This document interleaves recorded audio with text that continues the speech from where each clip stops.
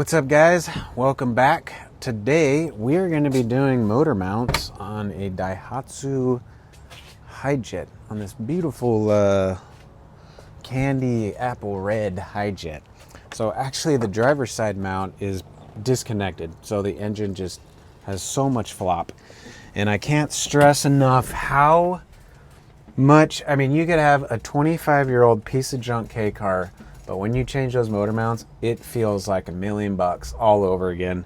So this engine has a ton of, vibration. Obviously, one of the mounts is actually broken. I did a timing belt service on this, and then I was like, oh, hey, that mount's not connected. We should probably replace it. So he has agreed we're gonna do all three. So we got the transmission mount in the back and the two side engine mounts.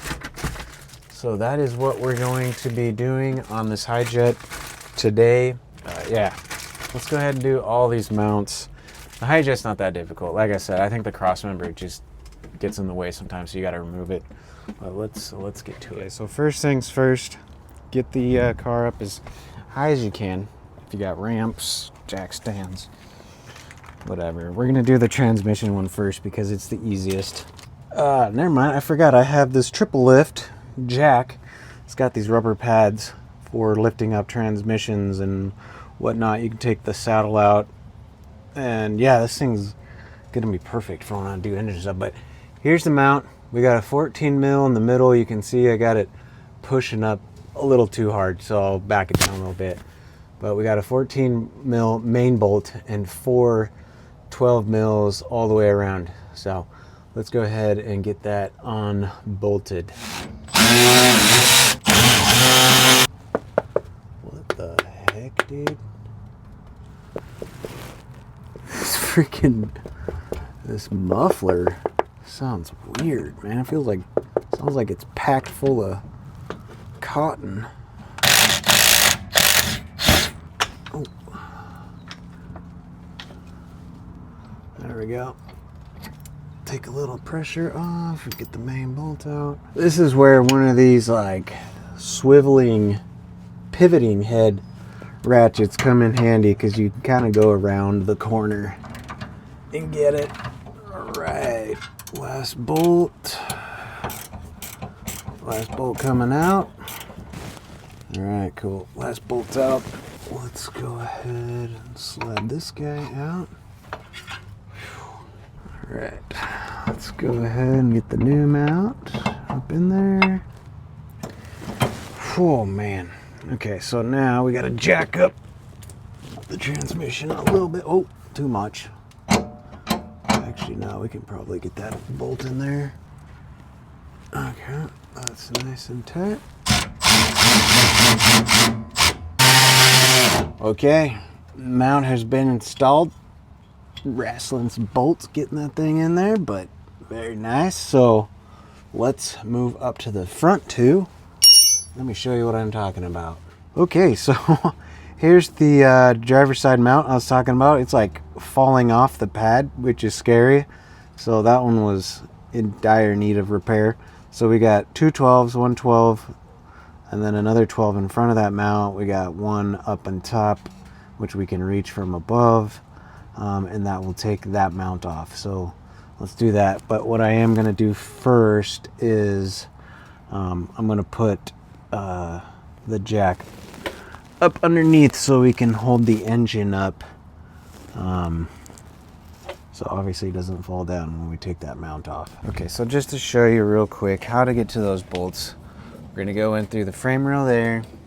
We can go... Man, it's so hard to film.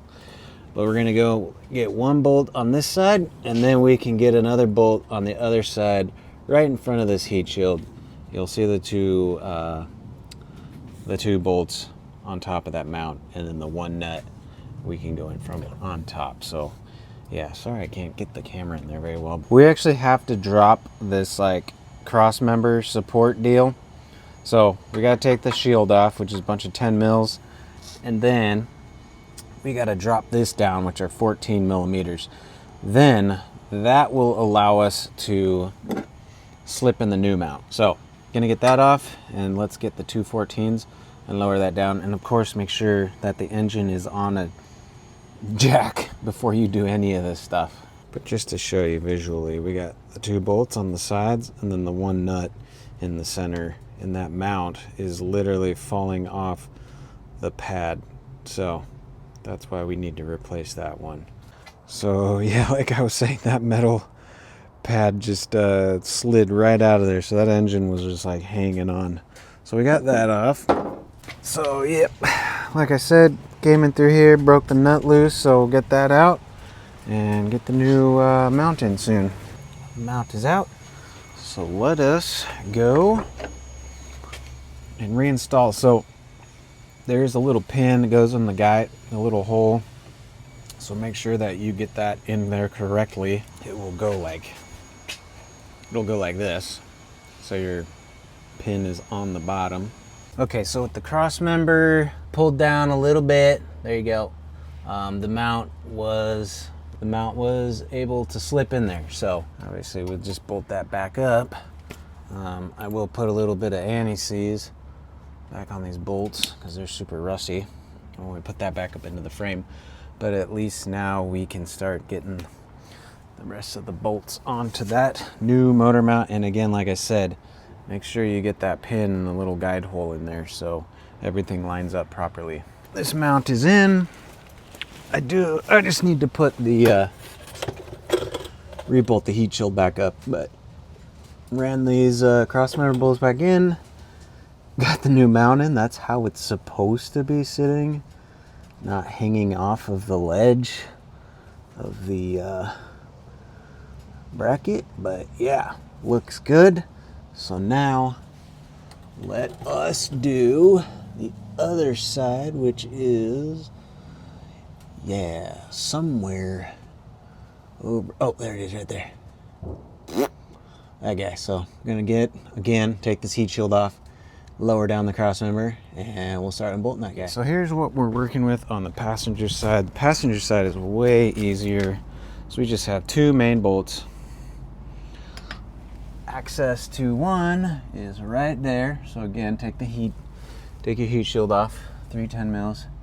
1 bolt is there, and the other one's pretty easy. We'll access from the side down below. The other one up there on top. We can't focus on it, but it's only 2 bolts. But again, this one has the guide pin, so be sure to install that correctly. We will drop this cross member down. So we got the 214 mils that will pull down a little bit. We don't need to take, both sides off at the same time. Just one side at a time. Carefully lower it down, and then that will allow us to get enough room to get our 14 mils. That top guy you can only get with a 14 millimeter wrench though, because there's not really any room. But the bottom one you can hit with an impact. So yeah, this side's a lot easier than the driver's side. So let's get this one off. You're probably going to need to do this. You're going to need a longer hold on that bolt because it might be really stuck on there. So it's going to be a 14 mil, and then you can take like a 15 or 16 mil, put it through the hole, and then that way you can get way more leverage to break that bolt loose than just having one, little wrench in there. So let's go ahead and break that top bolt. I got that stuff out, ready to go. So now we just got to get the top bolt, and then we'll be done with this one to put in the new mount. All right, mount has been removed. Takes a little finagling, jack up the engine a little bit, pull down on that cross member a little bit. Don't get crazy. Don't be yanking on stuff really hard, Go easy because you got straps, ground straps and stuff. You don't want to break anything. That's out. So here's the deal with the new one. We got to make sure we get the guide pins in. We got a short guide pin and a long guide pin. We got to make sure we get them on correctly, and that would be like this. So we got our nubby. We got our nub on one side. The longer side is on the outside, and the long pin goes towards the engine. So let's go ahead and make sure you do that correctly. But yeah, just make sure you pay attention to the guide pins so you get them in and you're not all wonky. Yeah, let's get this guy in now. All right, so a little recap. We got the new mount in, that bolt up there, very tight. That bolt right there, very tight, making sure our little nub is in the hole. So that means everything's lined up, and then obviously the top one's fully seated as well. We got the cross member bolts back in. I did put some anti-seize on those because those are super, super rusty. All I got to do is put the kind of that heat shield or skid plate back on. I don't know, I might have called that a heat shield. This is more of a skid plate. But yeah, there you go. So all 3 new motor mounts on this guy. They're all going to be very like how difficult it's going to be depending on how rusty the bolts are. This one wasn't too bad, other than the fact that one over there was broken and I had to like try to hold it from spinning. But yeah, once you lower the cross member down and get everything out and the engine jacked up and transmission jacked up, it's not that bad. It's real easy. Yeah, so it's a little dark. I started when it was light out. But yeah, thanks for watching, guys. That's how you do your motor mounts on a Daihatsu Hijet. It's pretty, I mean, I don't know if I've done the Suzuki or the Mitsubishi yet. I may have. It's been a while, I forget. But they're pretty similar in probably the same process where you have to probably drop a cross member, and they're all like on the side of the engines like that. So if you're looking for them, that's where you're going to be looking for, on the side of the engines above the cross members. So cool. If you need help getting those motor mounts, reach out to me, my website, okgarage.com, and shoot me a message and I'll help you out. But cool. Thanks for watching, guys. I appreciate it. I will see you all on the next one.